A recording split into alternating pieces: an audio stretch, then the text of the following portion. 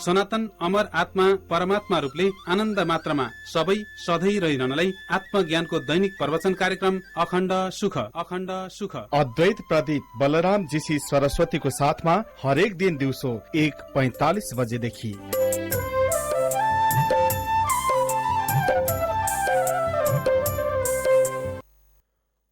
नमस्कार। सबैभन्दा ठुलो कुरा हो ज्ञान गर्ने, अर्थात् परमात्माको ज्ञान गर्ने।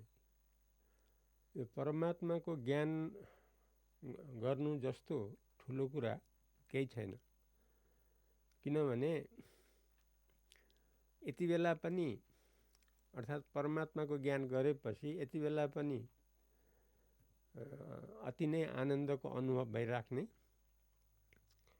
शरीर ढिलो चाँडो सबैको एक दिन छुट्छ, त्यो मृत्यु शय्यामा पनि अर्थात् मृत्युको बेलामा पनि कुनै डर नहुने, कुनै पछुताउ नहुने, किनकि अमर परमात्माको ज्ञान त आफूलाई भइसकेको छ र त्यही परमात्मामा आफ्नो स्थिति भइराखेको छ। यस्तो धारणा मृत्युको बेलामा पनि भइराख्ने हुनाले मृत्युबाट पनि अविचलित अर्थात् विचलित नभइने यस्तो राम्रो अवसर हामीले पाउँछौँ। र मृत्युपछि के होला कसो होला भन्ने पनि हाम्रो कुनै शङ्का रहँदैन। किनभने मृत्युको अगाडि जो हामीले परमात्माको ज्ञान गरेका हुन्छौँ त्यही परमात्माको अनुभव नै मृत्युपछि पनि रहिराख्ने हो। किनकि परमात्माको अनुभव त सदाकालीन हो। फेरि अर्को कुरा, हामीहरूको असली स्वरूप परमात्मा स्वरूप हो। परमात्मा हामीदेखि भिन्दै अलग्गै अथवा पाउन दुर्लभ, पाउन कठिन, भेटाउन कठिन यस्तो होइन। हाम्रो सक्कली स्वरूप वास्तवमा परमात्मा नै हो। किनकि हाम्रो स्वभाव सधैँ रहिराख्नेमा छ, सधैँ आनन्दमा रहिराख्ने छ, सधैँ महान रूपले रहिराख्ने छ। यस्तो हाम्रो सबैको स्वभाव छ। अब यो स्वभाव त परमात्माको रूपले मात्रै सम्भव छ। त्यसैले परमात्मा हाम्रो सक्कली स्वरूप हो, यथार्थ स्वरूप हो। किनभने परमात्मालाई बनी बनाउ गर्नुपर्ने होइन, हामीले बनाउनु पर्ने होइन, त्यो आफै बनी बनाउ छ। तर हामीले त्यसलाई बिर्सेका छौँ। कसरी बिर्सेका छौँ भने हामीले नक्कली आफू बनेर बसेका छौँ। नक्कलीको रूपमा हामी रहिराखेका छौँ। अब नक्कली भन्ने कुरा, डुप्लिकेट भन्ने कुरा त हरेक छिनमा त्यसले धोका नै दिने हुन्छ, त्यसबाट सन्तुष्टि पनि हुँदैन। यद्यपि त्यो नक्कलीमा केही समय झलकझुलुक राम्रो पनि लाग्ला, आकर्षण पनि होला, तर वास्तवमा त्यो पछुताउकै विषय हुन जान्छ। हरेक कुरामा हरेक नक्कली जो छ त्यसबाट हामीलाई धोकै हुन्छ, हामीलाई यथार्थ सन्तुष्टि हुँदैन। अब के भइराखेको छ भने परमात्माको ज्ञान गर्नलाई हामीलाई मुख्य प्रतिबन्ध, मुख्य बाधा यो नक्कलीमा आफू भाव गर्नाले नै भइराखेको छ। नक्कली भावलाई भन्छ यो अहम भाव, म भाव भन्ने छ हामीहरूमा। आफूमा आफ्नै किसिमको पन छ, अर्थात् आफ्नै किसिमको अहङ्कार छ, जसलाई हामीले मुख्य रूपमा लिइराखेका हुन्छौँ। जस्तो आफूलाई धेरै जान्ने, मैले धेरै कुरा जान्दछु, धेरै कुरा थाहा छ, यस्तो ज्ञाताको अभिमान। अथवा म काम गर्नमा एकदमै सिपालु छु, म हर तरहको काम गर्न सक्छु, सबै कुरा सफल गर्न सक्छु भन्ने यस्तो कर्ता भावमा अभिमान छ, या भोक्ता भावमा, अर्थात् हरेक कुराको भोग गरेर बसिराख्ने, आनन्दले म बसिराखेको छु, म तृप्त छु, म एकदम आनन्दले रहिराखेको छु, यो संसारी भावमा संसारमा रहँदा यस्तो आफूलाई तृप्त भएको अनुभव, मलाई एकदम आनन्द छ भन्ने, तर वास्तवमा त्यो भोक्ता भाव हो, त्यो असली स्वभाव होइन, त्यो नक्कली स्वभाव हो। हुनाले हामीहरू जो नक्कली स्वभावमा रहेका हुन्छौँ, अर्थात् अहङ्कार भावबाट एउटा अहङ्कार लिएर, अथवा म यस्तो सम्पन्न हुँ, यसमा ज्यादै दखल छ, यस कुरामा मैले धेरै कुरा जान्दछु आदि इत्यादि जो अभिमान छ, अहम भाव छ, जसले गर्दाखेरि यो 3 विभाग सधैँ बनिरहन्छ। भोक्ता, भोग्य, भोग भन्ने, कर्ता, कर्म, करण भन्ने, ज्ञाता, ज्ञान, ज्ञेय भन्ने, परमाता, प्रमाण, प्रमेय भन्ने। यो परमाता भनेको यो नक्कली स्वरूपलाई परमाता भनिन्छ। यो विषय हो, संसारी भाव हो। यस्तो जो भाव हो यो नक्कली स्वभाव हो।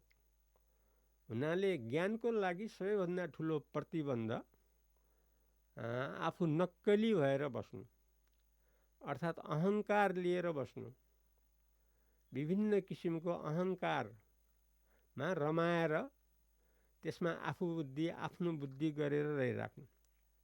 त्यसले गर्दा के भयो भने एउटा सानो हिस्सामा मात्रै आफू लटपटियो, ठुलो कुरा गुम्यो। त्यसैले यो परमात्माको ज्ञान गर्नलाई सबैभन्दा ठुलो प्रतिबन्ध हो, सबैभन्दा ठुलो बाधक हो।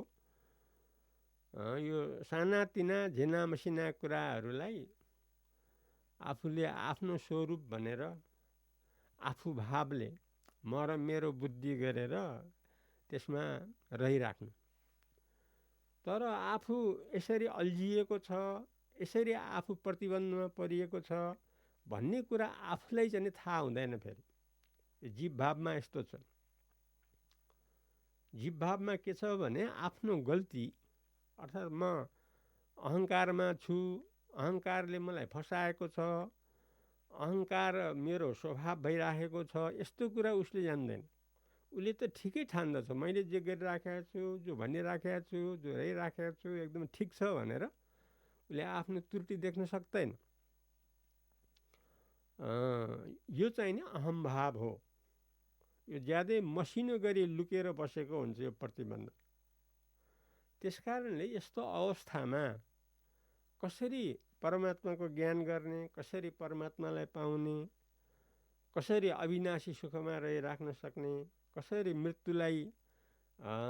मृत्युको पहिल्यै मृत्युलाई कसरी जितेर रहन सक्ने, अथवा मृत्युपछि पनि आफ्नो जो परमात्मा जीवन, परमात्मामय जीवन अहिलेदेखि कसरी संस्कार बनाउने भन्ने जो ठुलो कुरा हो। त्यसको लागि हामीले सर्वप्रथम यो अहम भावलाई, अहङ्कारलाई, यो नक्कली स्वरूपलाई हामीले त्याग्नै पर्छ, छाड्नै पर्छ। अब कसरी छाड्ने, कसरी यो प्रतिबन्धलाई हटाउने र आफ्नो ठुलो उपकार गर्ने भन्ने सन्दर्भमा हामीले सर्वव्यापक रूपले रहेको जो परमात्मा हो, त्यो परमात्मामा आफू समर्पित हुने, परिपूर्ण रूपले जो रहिराखेको परमात्मा छ, त्यो परमात्मालाई नै आफ्नो स्वरूप हो, यथार्थ हो भनेर यसरी परमात्मा को दृष्टिमा चाहिँ रहेर हामीले आफ्नो अहङ्कारलाई, अहम भावलाई, नक्कली स्वरूपलाई हामीले चाहिँ छाड्न सक्छौँ। जस्तो दृष्टान्तमा, उदाहरणमा पानीको थोपालाई हामीले समुद्रमा चढाइदियो भने त्यो थोपा समुद्रमै मिल्छ र समुद्रै भइहाल्छ। त्यो यसरी समुद्रमा त्यो थोपालाई चढाइदिएपछि त्यसपछि थोपा रूपले रहँदैन त्यो, किनकि त्यो थोपा त समुद्रमा मिल्यो। हिजोसम्म थोपा रूपले रहे पनि अब त्यो समुद्र रूपले रह्यो, किनकि उसमा समर्पित भयो, समुद्रमा समर्पित भयो। ठिक त्यस्तै हामीहरूले पनि जो सर्वव्यापक परमात्मा हो, जसलाई हामीले सुषुप्तिमा अनुभव गर्छौँ, अर्थात् एक चेतन सच्चिदानन्द रूपले जो अनुभव गर्छौँ, अथवा सन्धिकालमा जो हामीले सफा रूपमा चैतन्य प्रकाशको जो अनुभव गर्छौँ, अथवा निर्विकल्प समाधिमा अथवा केवल ध्यानमा रहँदा हामीले जो परमात्माको अनुभव गर्छौँ, त्यो अनुभवमा आफूलाई समर्पित गर्दैन, त्यो भावनामा आफू रहिराख्ने र कुनै पनि कुराहरू नचिताएर बस्ने, सबै कुरा परमात्माको भरोसामा रहने। किनभने परमात्माको अनुभव गर्नलाई, परमात्माको ज्ञान गर्नलाई अति आवश्यक कुरा के हो भने परमात्मामा हरेक कुरामा भर परेर रहनु नै पर्ने हुन्छ। हरेक कुरामा परमात्मालाई अर्पण गरेर अर्थात् ईश्वर भरोसामा हामी रहनै पर्ने हुन्छ। जस्तो 2-3 वर्षका बच्चाहरू आफ्नो हरेक कुरामा, खानपिनमा, वर व्यवहारमा, दुःख बिमार भएमा, जुनसुकै बेलामा पनि ती बच्चाहरू विशेष गरेर आमाकै भरमा परेका हुन्छन्। त्यसकारणले उनीहरू निश्चिन्त हुन्छन्, उनीहरूलाई कुनै चिन्ता हुँदैन र बडो आनन्दले पनि रहन्छन् यी 2-3 वर्षका बच्चाहरू। किनभने सारा आफ्नो जो छ त्यो त आमालाई समर्पित गरेको हुन्छ बच्चाले। त्यसैले गर्दा ऊ अत्यन्त निश्चिन्त भएर आनन्दले रहिरहन सम्भव भएको हुन्छ। ठिक त्यस्तै हामीहरू पनि परमात्मा प्राप्तिको लागि, परमात्मा ज्ञान गर्नको लागि हरेक कुरामा ईश्वरमा पूर्ण निर्भर रहेकै हुनुपर्छ। त्यसो भए हाम्रो चित्त खाली हुन सक्छ, हामी निश्चिन्त रहन सक्छौँ। किनभने ईश्वर त ठुलो हो, ईश्वरले त हाम्रो जे पनि समाधान गर्न सक्नुहुन्छ, त्यस्तो क्षमता छ। जस्तो बच्चाको लागि आमा बुवाले जो गर्न सक्नुहुन्छ त्योभन्दा धेरै गुणा त ज्ञान गर्न चाहने अथवा भक्तलाई जो भर परेको ईश्वर हो, संसार चलाउने ईश्वर, त्यो ईश्वरले त सबै कुरा गर्न सक्नुहुन्छ, त्यस्तो क्षमता छ ईश्वरमा। त्यसकारणले त्यो ईश्वरमा पूर्ण रूपमा भरोसा गरेर हामीले हाम्रो अहङ्कारलाई, नक्कली स्वभावलाई, परमात्मा स्वभावलाई अर्थात् जीव भावलाई यसरी हामीले चाहिँ नि सर्वव्यापक परमात्मामा अर्पण गरिदिएपछि र परमात्माको ज्ञानमै हामीहरूको ध्यान केन्द्रित गरेपछि हामीले निश्चित रूपमा परमात्मालाई पाउन सक्छौँ। अर्थात् जीवबाट शिवमा अथवा जो नक्कली भावबाट सक्कली भावमा हामी परिणत हुन सक्छौँ। किनकि परमात्मा रूपले रहिरहनु हो हाम्रो असली स्वभाव, सक्कली स्वभाव। यसबाट नै हाम्रो जीवन सफल हुन्छ र सधैँ आनन्दमा हामी रहिरहन सक्छौँ।